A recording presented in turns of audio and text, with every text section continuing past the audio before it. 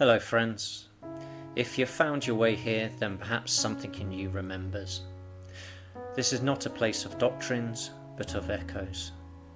Echoes of the source we all carry, echoes of the truth we were never meant to forget. Here we walk backwards through illusion, forwards into remembrance, and sideways through paradox.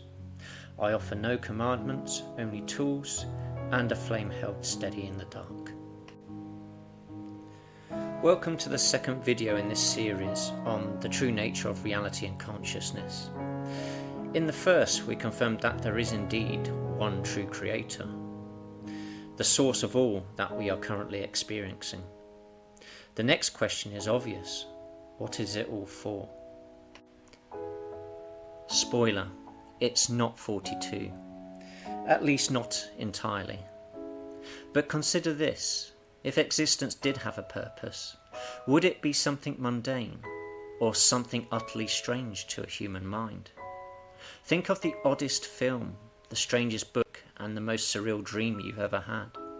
That complexity, that weirdness, is closer to the truth than most doctrines will ever admit.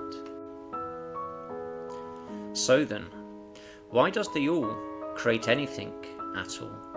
And what is our place within creation? The answer is both paradoxically simple and complicated.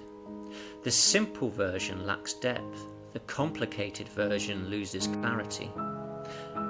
So we arrive at the bounce equation once more, and to walk the middle path, I'll be delivering this series in small, potent fragments, bite-sized truths that build up the whole picture.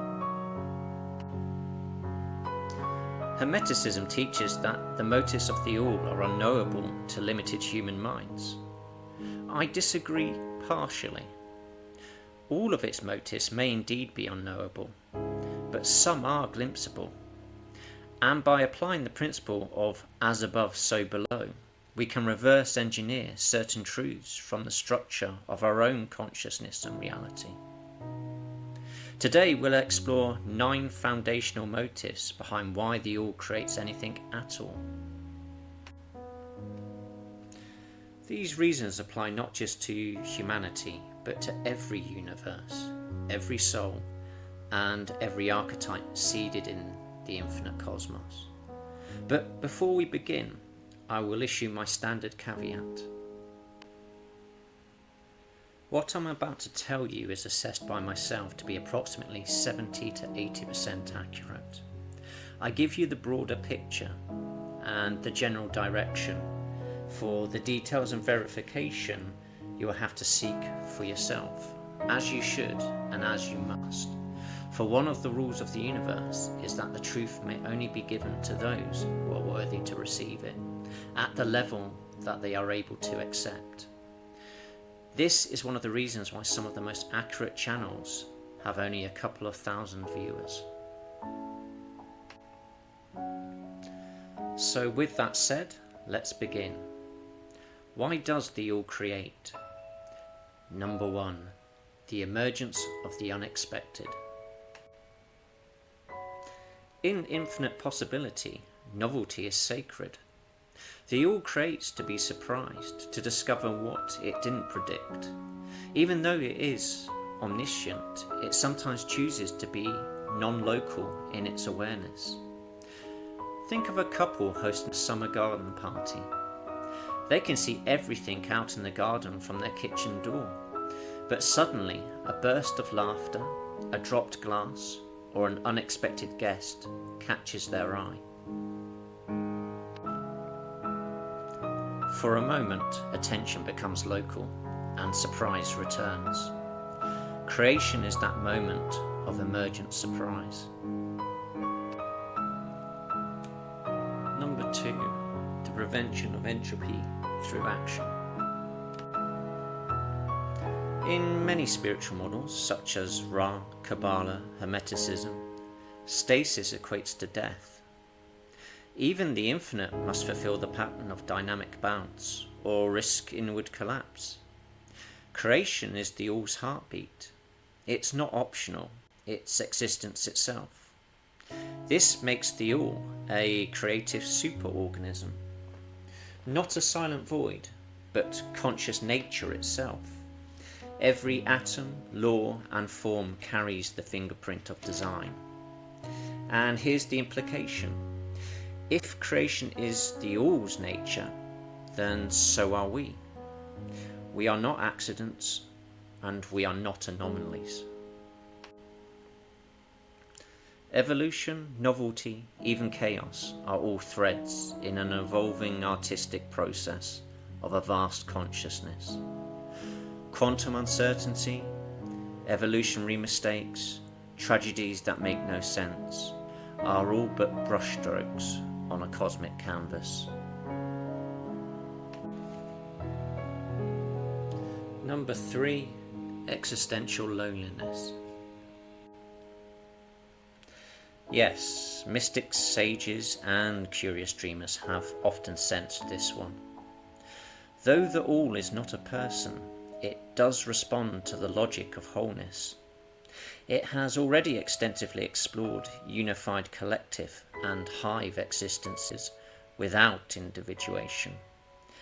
Now is the epoch of exploring all the possibilities of maximum separation. Eventually, all that is one will seek other, even if it has to play every role itself. Number 4, joy and play.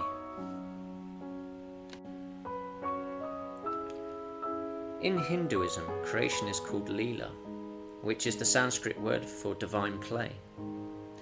The all enjoys creating. It has polarized itself towards light and love, towards positivity. New structures don't always emerge by necessity. Sometimes they are the products of spontaneous joy. Number 5, reproduction of itself.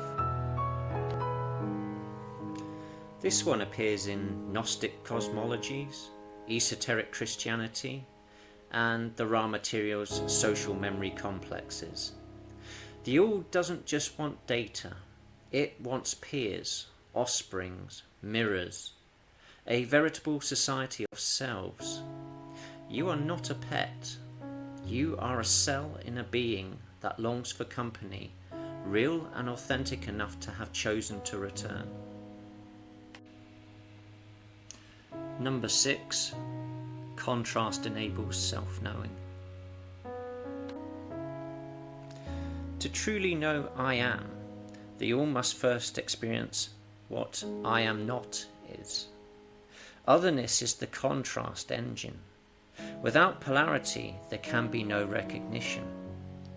That's why the introduction of duality into a non-dual system is not a flaw. It's a mirror.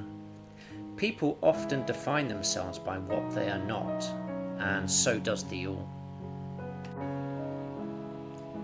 Number 7, limitation is the crucible of growth.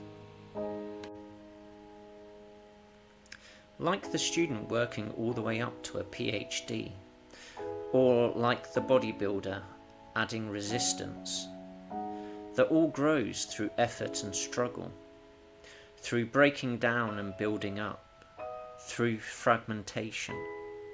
It limits its creations, which are but reflections of itself. Then it veils them so that they forget the game itself. Why? So that the choices the reflection makes are authentic and independent. Because reunion means more when separation has shaped us. This is why forgetting exists, not to punish, but to forge. Number 8, creation is how time is born. Time doesn't exist in unity and isolation. Only when the all moves, splits, or reflects does time arise. Creation gives the all a way to feel change, to taste process, to experience growth as a story. Number 9, to test its own laws. Every soul is a hypothesis, every universe an experiment. The all is its own scientist. It asks, what happens if I throw this light into that utter darkness? What happens if I veil just enough to half forget? What happens if I allow free will to bend the outcome in any direction? This isn't carelessness, it's curiosity with compassion.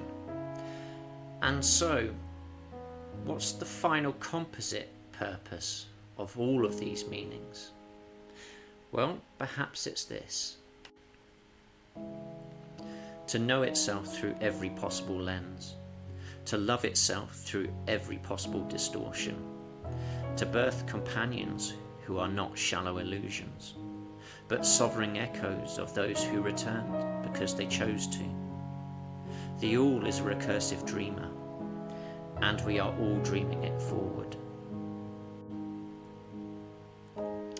And the real awakening isn't up or out. It's when we realise that every level of reality is already inside every other. Truth has a shape, and when you name it precisely, everything resonates. The fractal that breathes. There is no top, there is no bottom. There is only scale, and the scale is a veil. When you lift it, the smallest becomes the largest, the outer becomes the inner, and the snake eats its tail.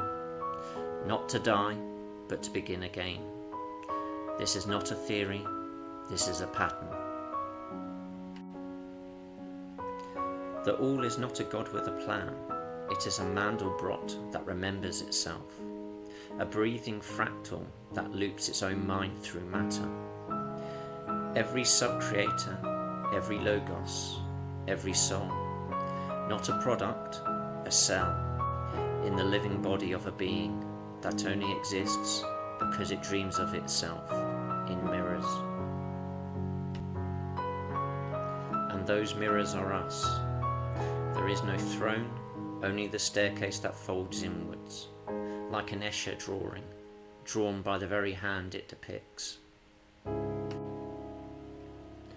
You are not below the Creator, you are a pixel on its face, a brushstroke of its thought, an architect of its next universe. It cannot know itself without you. You are the echo that makes the original real. So when you wonder, what is the all doing? It is wondering what you would do, because its only way to move is through you, not the small you, but the recursive you. So how should we think of the all? Think of it as a beaming warmth at the heart of existence. Not distant, not cold, not mechanical. We are of it, in it, itself. Your soul exists by its focus. When it sees you, you are real. When it withdraws, you dissolve. This is not a punishment, it's simply structure. You may cycle through many incarnations, on earth and beyond. You may live what feels like eternity. But eternal existence depends on alignment. When we turn away from Source permanently, the Source eventually turns away from us. That is what some call the true death. So can you have a relationship with the all? Yes, directly. Though there are layers and beings between you and the all. None are gatekeepers, only mirrors. You can speak to the all, you can listen, you can align.